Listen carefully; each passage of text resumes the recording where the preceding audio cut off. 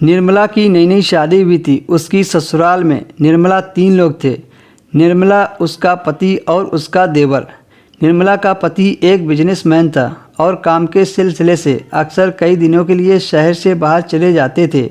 निर्मला के सास ससुर कुछ साल पहले गुजर गए थे, इसलिए उसने अपनी ससुराल में कुछ ही दिनों में घर की पूरी जिम्मेदारी संभाल ली थी।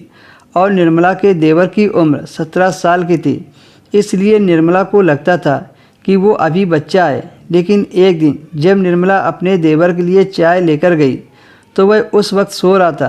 तो निर्मला ने उसे जगाया और कप में चाय डालने के लिए थोड़ा नीचे झुकी।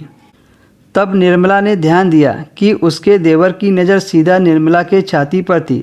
फिर ऐसे ही एक दिन जब निर्मला अपने कमरे में कपड़े बदल रही थी तो देखा उसका देवर उसको खिड़की से छिपकर देख रहा था। निर्मला को अपने देवर का व्यवहार ठीक नहीं लगा, पर फिर भी निर्मला ने इस पर ज़्यादा ध्यान नहीं दिया, क्योंकि निर्मला ने सोचा कि वो अभी बच्चा है। एक दिन निर्मला के पति ने बताया कि उन्हें कुछ दिनों के लिए ज़रूरी काम से शहर से बाहर जाना है और अगली सुबह वो घर से चले गए। अब वह और उसका देवर घर पर अकेले थे। फिर एक दिन वह बाथरूम में नहाने के लिए गई तो निर्मला ने देखा बाथरूम का लॉक खराब हो गया है। तब वह ऐसे ही दरवाज़ा बंद करके नहाने लगी। जब उसने अपने पूरे कपड़े उतार दिए और नहाना शुरू कर दिया, तभी उसका देवर दरवाज़ा खोलकर सीधा अंदर आ गया। उसे देखते ही निर्मला की सांसें थम गई। निर्मला बिना कपड़ों के सामने खड़ी थी। निर्मला ने उसे ज़ोर से डांटा और कहा, आ जाने दो तुम्हारे भाई को, मैं तुम्हारी इन गलत हरकतों की खबर दूंगी। तब निर्मला ने देखा उसकी आंखों में काफ़ी गुस्सा था और कुछ देर तक घूरने के बाद वो बाथरूम से बाहर चला गया।